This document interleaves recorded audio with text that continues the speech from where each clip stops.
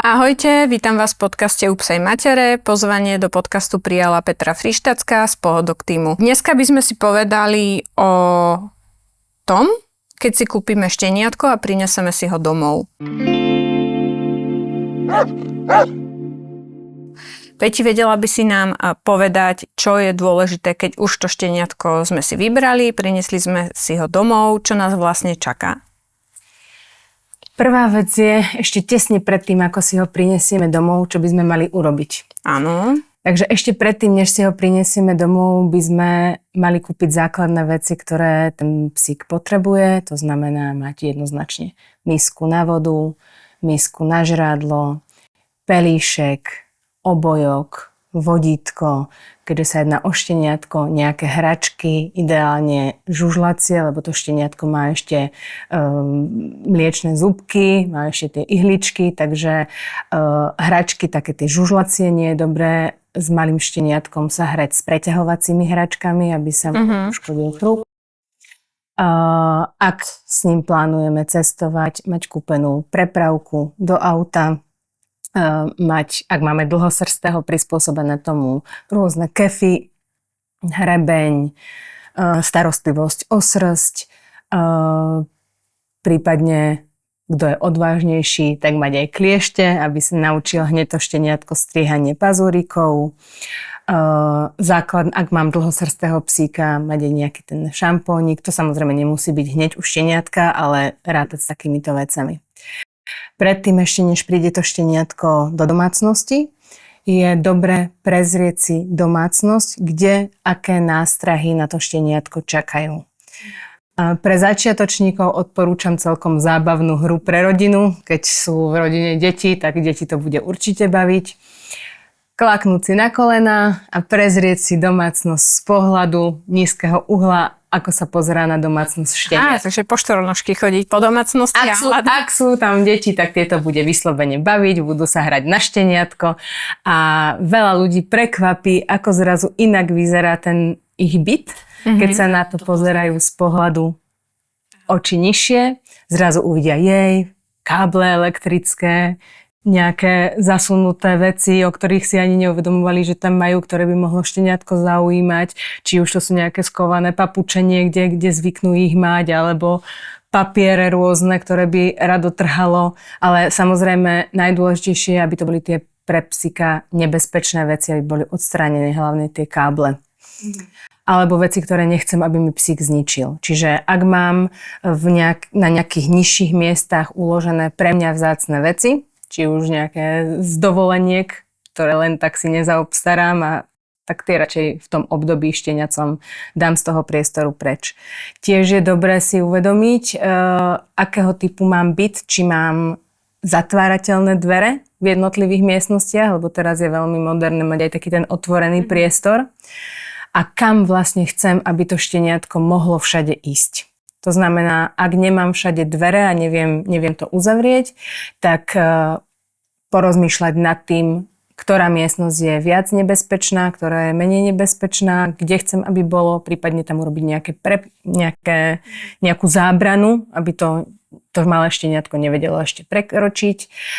Samozrejme, šteniatko rastie, čiže treba rátať aj s tým asi do akej veľkosti to štenia ešte keď bude štenia narastie, čiže takú tam dať tú zábranu.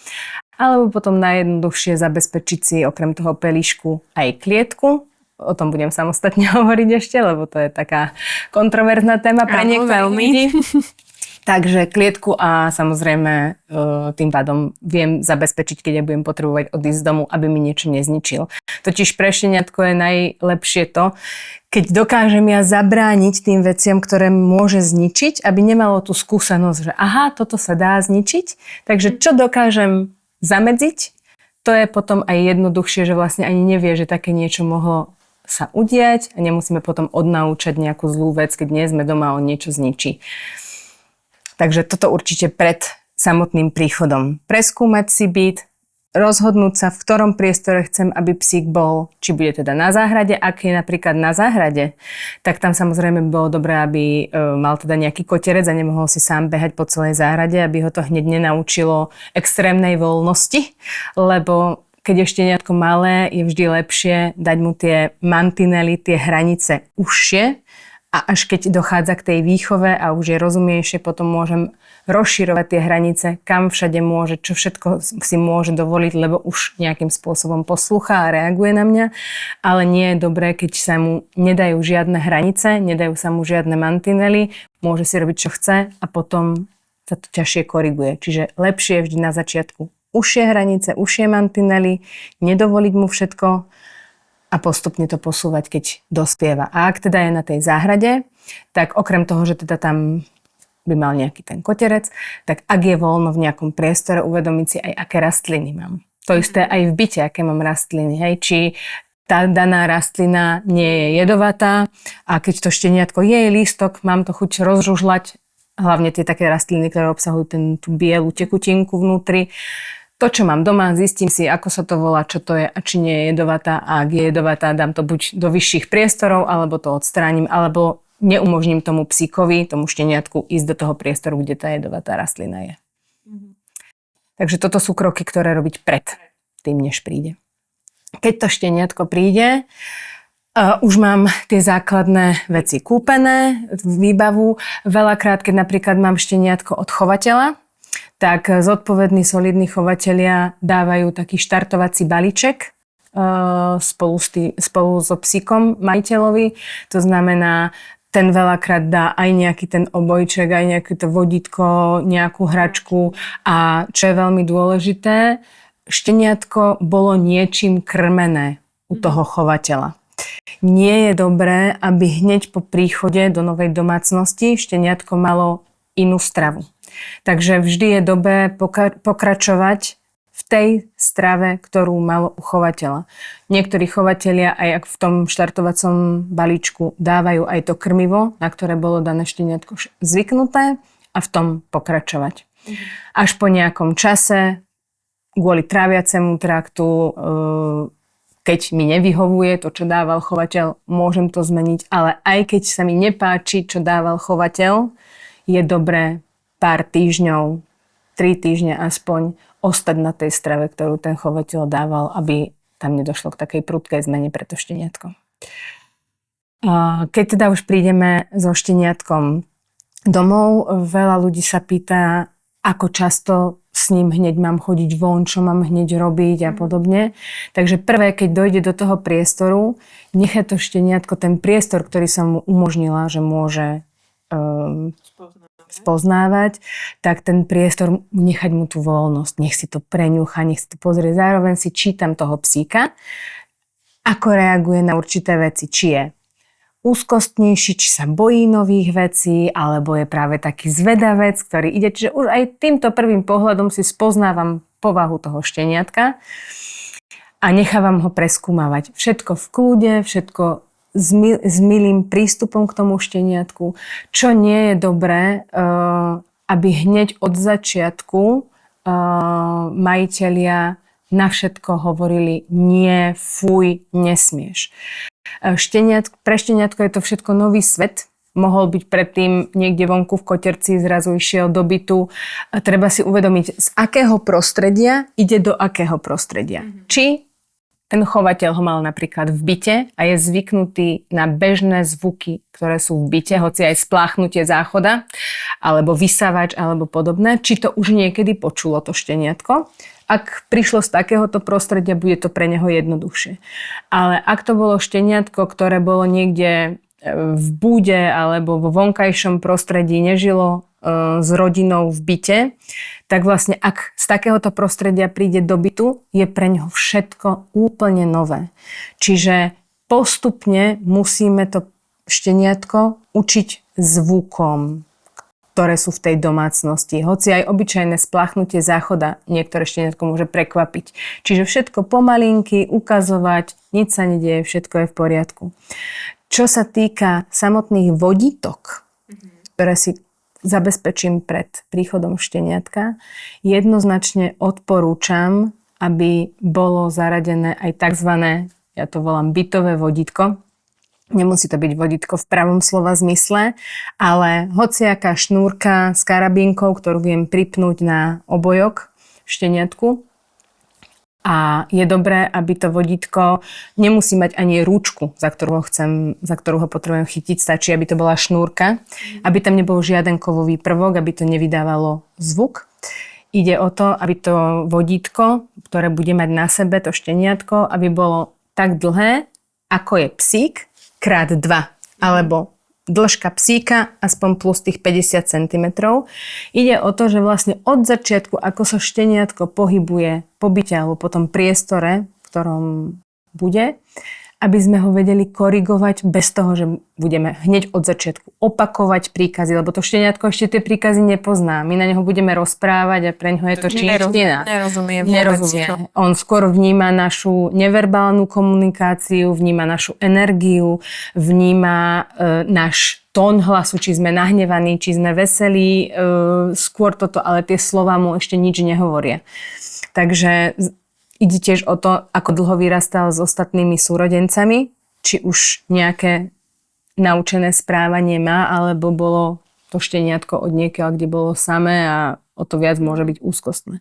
Takže toto bytové vodítko nám pomôže na to, aby sme v podstate nemuseli často ohriaknúť to šteniatko. Hej, to znamená, niečo urobí, ja môžem napríklad iba na to zareagovať, nepáči sa mi to, chytím si koniec toho vodítka a ukážem tomu šteniatku, čo chcem, o čo sa zaujíma. Šteniatko je úžasné v tom, že tam stačí presmerovanie pozornosti a už ho zaujíma niečo iné. Čiže viac sa zameriavať na to, čo mu budem ukazovať, aby robilo, než hovoriť mu, čo je nesprávne. Tam stačí iba taká jemná korekcia, odvrátiť pozornosť a ukázať mu, čo by som od neho chcela. Je menej frustrované šteniatko, aj majiteľ je menej frustrovaný. Viac ho môže chváliť, menej ho môže karhať. Čiže určite odporúčam od prvého momentu, ako to šteniatko príde, robiť korekcie, čo môže a čo nemôže. Nie je to výcvik, je to tá základná výchova, základný režim, čo môže robiť a čo nie. Samozrejme, šteniatko ešte nemá pravdepodobne hygienické návyky. Niektorí chovatelia sú tak úžasní, že psíča už dojde s hygienickými návykmi, ak sú teda z bytu, ale vo väčšine prípadov samozrejme ešte to nezvláda šteniatko. Čiže byť pripravený na to, chodiť s ním častejšie von. To znamená, šteniatko, keď sa zobudí, väčšinou hneď potrebuje ísť cikať. Čiže keď sa mi dobudza, už idem na tú prechádzku, už sa snažím ho nejak zaujať niečím, aby som mu nespôsobila tú traumu, že teda pocikalo sa a musím ho nejakým spôsobom vyhrešiť. Samozrejme, nikdy nehrešiť psíka za to, keď nájdem niekde mláčku ex post a potom tam prísť s ním, nedaj Bože, ten ňufák, jak bola a riešiť. To šteniatko si to vôbec nedáva do súvislosti, vôbec si to nespája, netuší, čo sa deje. Maximálne, keď ho vidím cikať, v tej chvíli, keď ho vidím, tak iba dám energiou vedieť, že sa mi to nepáči a zase presmerujem ho von a tam ho za cikanie v podstate pochválim. Hej. Nemusím dávať odmeny, nemusím, stačí už iba tá energia, ktorú mám, že to štenia cíti, teraz má radosť. Ja osobne odporúčam hneď od začiatku potrebu nazývať, či už cikanie, kakanie, lebo je to veľmi praktická vec do budúcna, keď sa napríklad človek ponáhla niekam, aby nazval a ten napríklad. Je to naozaj veľmi praktická vec, takže odporúčam od začiatku to nazývať. Není to, že ho to učím, ale on si to s tým spojí, to slovo, ktoré budem používať a vie to potom urobiť v podstate rýchlejšie a nemusím čakať, keď sa niekam ponáhlam. Takže doma určite s bytovým vodítkom a sledovať. Keď sa zobudí šteniatko, že pôjde cikať. Keď sa s ním napríklad hrám a je úplne rozjašené, tak tesne po tom ukludnení tiež má tú tendenciu sa potom vycikať. Čiže pred tým ukludnením už to nastaviť tak, že vybehneme von.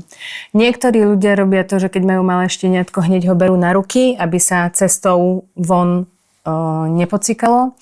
Ja osobne odporúčam radšej ho niečím zaujať, hračkou, mlskou, obúvať sa pri tom, ako ho niečím zaujímam a utekať von tak, že on je na 4 labkách na zemi. Je to praktickejšie, není dobré, aby si psík zvykal, že si ho stále beriem v nejakých situáciách na ruku. Takže dá sa aj prejsť dlhšia trasa, keď mám pre neho niečo zaujímavé, zaujmem ho a dokáže sa potom vycikať až vonku. Takže je to trošku také, akože hra s ním, ale ja osobne neodporúčam brať na ruky naozaj iba vtedy, keď mám nejaké podmienky, ktoré nie sú vhodné pre šteniatko, napríklad, že musím prejsť veľa schodmi alebo niečím takým, tak samozrejme vtedy si ho zoberiem na ruky, aby nemuselo chodiť po schodoch. Čo sa týka ostatných vecí, ktoré treba riešiť po príchode šteniatka, od prvého momentu by som odporúčala, aby ho učili na miesto. Či už bude mať pelišek, alebo bude mať klietku. Je to miesto, ktoré by pre neho malo byť miestom kľudu, oddychu. Naučíme tam psíka oddychovať. Naučíme ho nebyť stále v našej prítomnosti, nečakať stále na nejakú našu interakciu, lebo niektorí ľudia, keď si prinesú psíka, je to strašne rozkošné, stále ho chcú mať pri sebe.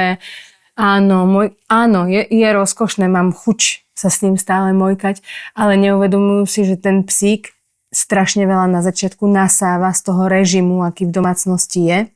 A keď si zvykne, že od začiatku si ho brávam na gauč, na kolena, alebo nedaj Bože do postele a hneď so šteniatkom s ním spávam. Ja nehovorím, keď niekto má rád ten kontakt a má tak domácnosť a sú tak na to zvyknutí, že chcú mať psíka v posteli. V poriadku, ale až keď bude starší. Ak budem ho mať vychovaného. Ja osobne to neodporúčam mať v posteli psíka, ale nezakazujem to ľuďom, akurát upozorňujem na to, čo to môže priniesť. Môže to spôsobiť tú separačnú úzkosť, že ten psík si zvykne na to byť v stálom kontakte, o to ťažšie bude pre neho odchádzať od toho majiteľa. Takže A nemyslíš, že je to hlavne kvôli tomu, že ľudia si myslia, že keď ho zoberú od maminky, tak on plače a je mu ľúto a vieš, ale on teraz bol s maminkou, tak ja som tá jeho maminka, tak si ho dám do postele a mojkam sa s ním a potom zistím, že rastie a už však prečo ešte plače, však už je dlho u nás, už nepotrebuje maminku, lebo aspoň to sú také názory, s ktorými som sa aj ja stretla. Veľmi, veľmi často sa toto deje. Chcú nahradzať tú maminku a ten jeden deň plaču nevydržia, alebo maximálne 2 a potom už je ticho, ale už hneď... A pritom si možno ani neuvedomujú, ako sa tá maminka k tomu šteniatku správa tesne pred tým, ako to šteniatko odíde. Totiž tá maminka, psačia, už po pár týždňoch robí veľmi rázne výchovy na šteniatka, ako ju nemajú obťažovať, ako si vie ustrážiť svoj vlastný priestor, ako majú dať pokoj, ako môžu za ňou prísť iba vtedy, keď ona to povolí.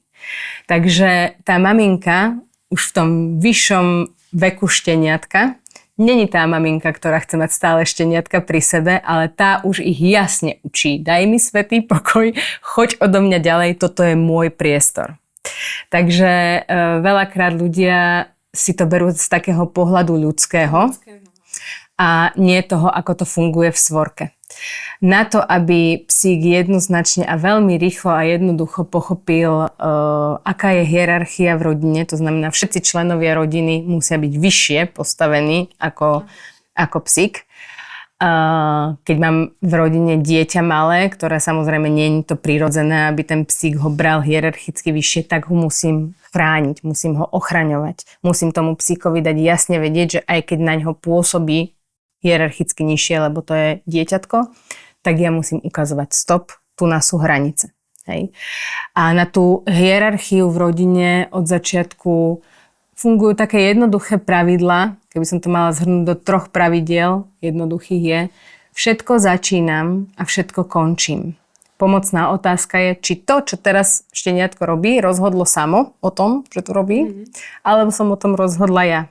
Či už to je, akým spôsobom mu dávam papať. Ja rozhodnem vtedy, kedy budeš papať. Ja rozhodnem o tom, kedy sa budeme hrať. Ja rozhodnem o tom, kedy sa budeme mojkať. Ja rozhodnem o tom, kedy ideš von. A takisto ja rozhodujem o tom, kedy končíme hru, kedy končíme papanie, kedy končíme prechádzku. Čiže to, keď ja určujem, aký režim psík má, už hneď ma považuje za niekoho, kto to riadi a hneď ma vidí inými očami. Nerobím to, že psík sa rozhodne ísť robiť nejakú vec a ja sa jemu prispôsobím, idem to robiť podľa neho.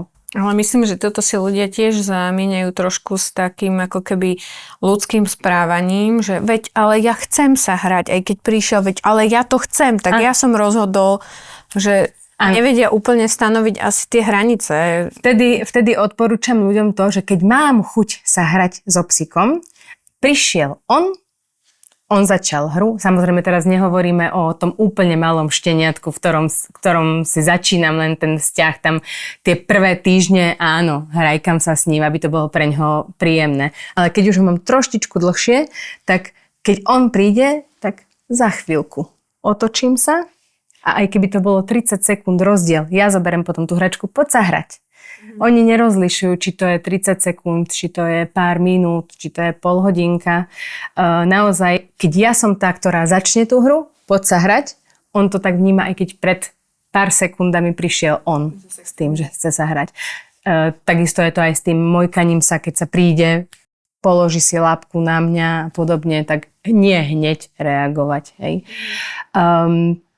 Takisto teda všetko začínam, všetko končím. Druhé pravidlo, ustrážiť si svoj vlastný priestor. To je presne to, čo aj tá psia matka, to šteniatko už učí.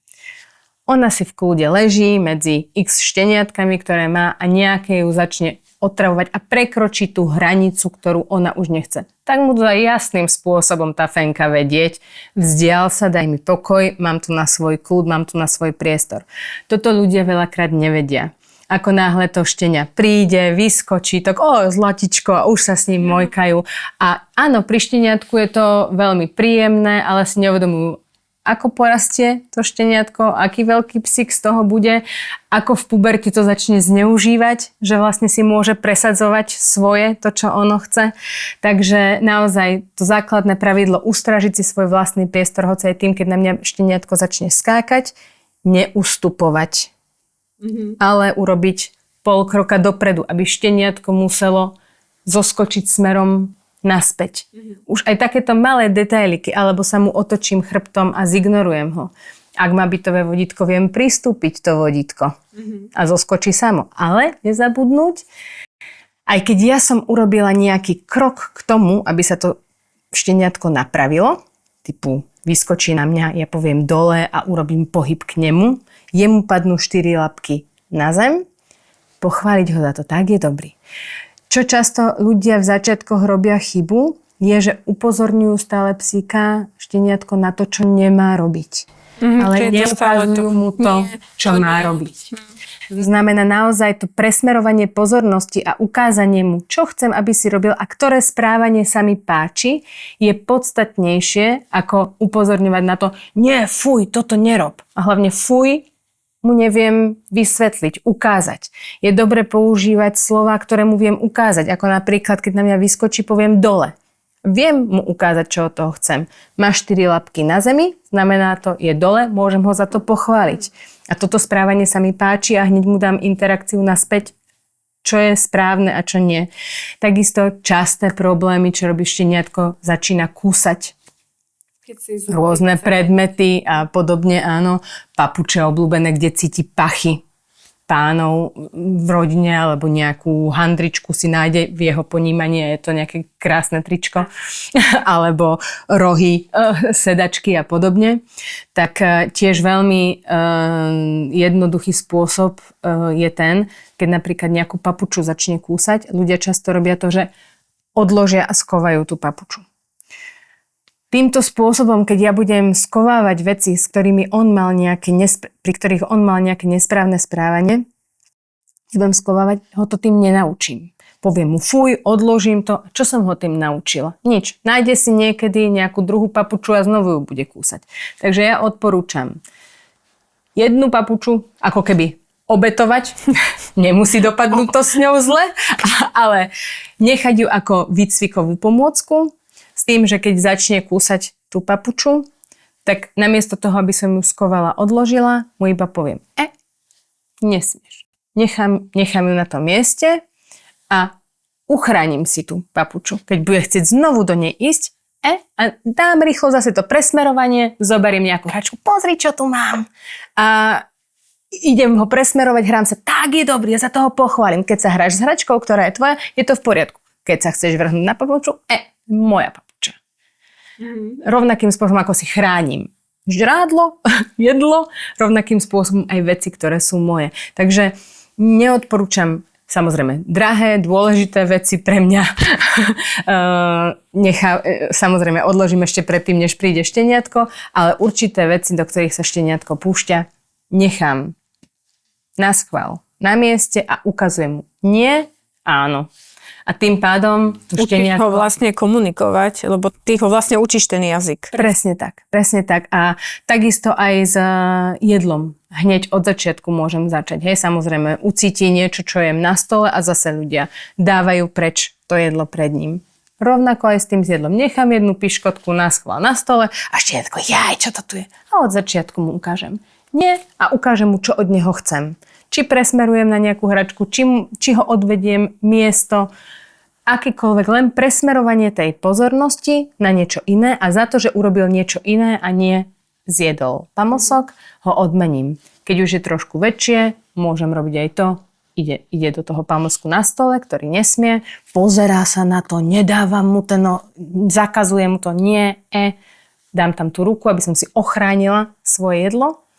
Ako náhle odvráti zrak od toho pamlsku, dá mu odmenu výborný. A vlastne má motiváciu, hneď pochopí. Nie, áno, a už sa zase niečo učí. Takže na začiatku, keď je to šteniatko ešte malé, neriešiť výcvik v pravom slova zmysle ako výcvik. Ako tie povely, čo poznáme, sadni, lahni, zostaň, ale viac. Skôr výchova. V tých prvých momentoch je najdôležitejšie, aby sa naučilo svoje vlastné meno. Mm-hmm. To znamená, dali sme mu nejaké meno, v prvom rade osloviť ho menom, pozrie sa na mňa, tak je dobrý, mať z toho radosť, dať mu zase tú interakciu, hej? Či už pamlskom, či už hračkou, či už pohľadkaním, záleží od psa, čo má rado a záleží aj od pána, čo mu viac vyhovuje. Či chce s pamlskami, to je samozrejme najjednoduchšie, alebo s hračkami, alebo s pohľadkaním. Takže v prvom rade učiť meno. A následne učiť režim, ktorý je v domácnosti. Je veľmi dobré zvyknúť psíka na to, keď prídeme z prechádzky, ide sa spinkať, ide sa na miesto. Keď sa zobudí, utekám s malým šteniatkom von sa vycikať. Nemusí to byť dlhá prechádzka, lebo budú častejšie a kratšie. Keď sa vráti, môžem sa s ním chvíľku pohrať. Ak som sa s ním nehral, vtedy nebol som na dlhšej prechádzke. Zase pred papaním, oddych, napapať sa. Zase po papaní zvyknú si šteniatka tiež cvrknúť, takže ísť von, pokiaľ možno. A skrátka, neprispôsobovať život šteniatku, ale naopak. Viem, že mám takýto život, chcem, aby takto vyzeral, som aktívny, chodím často do práce, chodím na 8 hodín do práce, alebo mám home office, nechcem, aby ma rušilo. Skrátka, aký ja mám režim, od prvého momentu učiť to štenia na ten režim, ktorý ja chcem mať. Nemusia ľudia čakať na to, že teraz budem pár mesiacov sa prispôsobovať šteniatku a až po určitom čase zmením ten prístup a poviem mu, ale ja mám takýto život a zrazu je to úplná zmena. Takže od prvého momentu sa snažiť ten život dávať, režim tomu psíkovi tak, aký ja mám život. Peti, veľa ľudí skloňuje slovo socializácia pri šteniatkách, ale ja si myslím, že veľa ľudí ani tomu slovu úplne tak nerozumie. Že si myslí, že socializácia je úplne niečo iné, než ten psík naozaj potrebuje. Aspoň s tým sa stretávam, aj keď vidím ľudí a povedia, ale však my sa socializujeme a pritom je to pravý opak. Vieš nám trošku ako keby ozrejmi, čo je tá socializácia u toho šteniatka? Veľmi často sa s týmto stretávam aj ja. Veľmi často za socializáciu považujú to, že mám psíka na flexi vodítku, psík sa sám rozbehne za nejakým iným psíkom, sám o tom rozhoduje, ide do akéhokoľvek kontaktu, či už za psom alebo za človekom a ľudia to nazvú, však ho socializujem. Nesocializujem ho. Nechávam psíka robiť, čo si chce, čo chce robiť. Čo ho napadlo, že čo ho bol napadlo. aktív. A neučím ho tomu, že vlastne sa má riadiť podľa toho, čo od neho chcem ja. Socializácia nie je iba o kontakte so psami, alebo o kontakte s ľuďmi. Socializácia je privykanie psíka na akékoľvek aktivity, situácie, podnety, objekty, ktoré sa vyskytujú v jeho živote, aby na ne nereagoval prudko, reaktívne, aby ich iba akceptoval a bol pri nich kľudný. To znamená, že keď mám psíka v mestskom prostredí, socializácia je aj to, keď si s ním iba sadnem na lavičku, má pri mne iba sedieť a okolo prechádzajú korčuliari, cyklisti, mamičky s kočíkmi, alebo o kúštik ďalej ide električka. A na každú vec nereaguje, nechce do nej ísť a učím ho. Seď v kľude, pozoruj. Tieto kľudné akcie typu sedím a pozorujem niečo sú pre psíka absolútne najvyčerpávajúcejšie. Áno. Veľakrát si ľudia myslia, že mám aktívne štenia, tak ho musí behať niekde, stále musí niečo robiť, chodím 15 krát za deň s ním von na dlhé prechádzky a stále je aktívny. Áno, lebo ho neučím oddychovať, neučím ho kľudu. A tie kľudy sú presne to, že iba sedím, pozorujem, nereagujem. Veľakrát stačí byť na kratšej prechádzke a popri tom si na pár minút sadnúť a iba pozorovať a psík dojde oveľa unavenejší domov, lebo sledoval 1000 vecí, cítil 1000 pachov, ako keď iba mu hádžem loptičku hore, dole, nepremýšľa, je pritom iba emócia, skáče do výšky hore, dole. Žiaden stimul mozgu, je to iba pudové, je to iba reakcia. Psík príde domov, a čo budeme robiť? A ideme sa ďalej blázniť a čo? Nie, naopak. Keď chcem, aby sa psík ukludnil, aby sa vyčerpal, zapájať viac mozog, menej emóciu a učiť ho kľudom a učiť ho hlavne tomu oddychovaniu. Preto sa vrátim opäť k tej klietke. Je to kontroverzná téma, veľa ľudí reaguje na klietku, pes tam trpí, je tam zavretý, ja som si nekúpila psíka na to, aby bol niekde za mrežami, chudáčik. Nemusíš ho mať v klietke, môžeš ho mať aj v pelišku. Ale treba si uvedomiť, ak chceš mať šteniatko v pelišku, koľko energie to bude stať teba. Aby bol v tom pelišku. Pretože ty povieš miesto, odvedieš ho na miesto, za sekundu ho máš naspäť. Áno, sú tam tréningové metódy, ako to naučiť. Ale chce to čas, chce to trpezlivosť. Ďaleko viac ako v klietke, ktorá sa dá zatvoriť. A ak ten čas a priestor na to nemám, tak mi extrémne pomôže tá klietka, nehovoriac o tom, ak mám napríklad deti a potrebujem s nimi jednu, druhú, tretiu vec riešiť, varím, pritom x iných vecí riešim, tak nemám čas stále sa obzerať, či ten psík je na tom mieste, alebo tajne vyskočil na fotelu a tajne išiel niečo iné robiť. Takto, keď ho dám do tej klietky, naučím ho tam kľudu, naučím ho tam oddychovať, naučím ho, že to patrí do toho režimu a zároveň ja mám kľud a priestor robiť to, čo potrebujem. Nezabudnúť však na to, keď mám klietku a zatváram ho do tej klietky, môže to byť aj kenelka, látková, nemusí to byť, teraz je už toľko možností, môže to byť súčasť nábytku. Teraz aj na mieru vedia robiť nádherné veci, takže nemusí mať človek aj pocit, že ja nechcem mať nejakú škaredú klietku v domácnosti. Všetko sa dá už dnes prispôsobiť aj dizajnu v byte. Tak stačí len, keď je k tomu tá myseľ nastavená, že je to pre toho psíka prospešné. Je to veľmi prospešné aj z toho dôvodu, aby nedošlo k separačným úzkostiam. Tým, že od začiatku budem psíka učiť byť sám a oddychovať a to miesto bude pre neho miesto oddychu, bezpečia, ja odporúčam, aby to aj bolo miesto, ktorého občas prekvapí a nájde tam niečo dobré. To znamená, keď psík o tom nevie, hodím tam nejakú mlsku. A on si ide láškať do klietky a zrazu, čo to tu je, a nájde si tam dobrodku. Čiže veľakrát ten pelíšek alebo tá klietka je aj tou najdôležitejšou vecou, keď učíme psíka na to, aby prekonal už separačnú úzkosť, ktorú má. Tak práca s pelíškom a s klietkou je alfa a omega. Miesto oddychu, miesto kľudu, miesto, kde ho majiteľ neobťažuje. Čo je tiež veľmi dôležitá vec, pretože keď je šteniatko rozkošné a krásne a malinké a ja som celá šťastná, že som si priniesla nového člena rodiny, tak ľudia často robia chybu v tom, že keď psík oddychuje a spinká, či už v tom pelíšku alebo v klietke, tak sú v obývačke a pozrú sa na šteniatko a ty si zlatušky, no len spinkaj. Psíka tým učíme interakcií na toho človeka, že nebude tak kvalitne spať, kvalitne oddychovať, pretože čo keď sa mi zase prihovorí, čo keď... Stále ho kontaktujeme. Áno. Čiže keď psík oddychuje, nekontaktovať ho. A iba keď od neho už niečo chcem, zavolať si ho k sebe, poď, ideme sa pohrať, poď, ideme von, poď, ideme papať, hej? Ale zavolať si ho k sebe.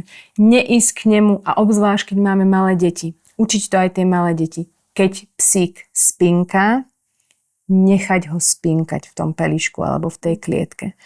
Naozaj psík kvalitnejšie oddychuje, on tú regeneráciu potrebuje, on tých vzruchov a stimulov zažíva veľmi veľa, lebo všetko je na svete pre neho nové. Takže on sa potrebuje vyspinkať a keď ja budem stále dávať nejaké interakcie aj počas oddychu, tak ho naučím tomu, že nemám kvalitne spať, mám sa pozerať, lebo bude nejaká zábava. Bude niečo. A tým pádom z neho mám potom toho akčného, nevyspatého, prípadne nervózneho psíka. Takže... Super, Peti. Ďakujeme ti veľmi pekne za taký štart alebo vstup do toho šteniatkovského sveta. Som veľmi rada, že si prijala pozvanie a že si nám prišla povedať o tých šteniatkách a o tom, aké to je s nimi niekedy zábavné, niekedy zložité, ale tak ako s deťmi. Takže veľmi pekne ďakujem, že si prišla a že si nám porozprávala o šteniatkách.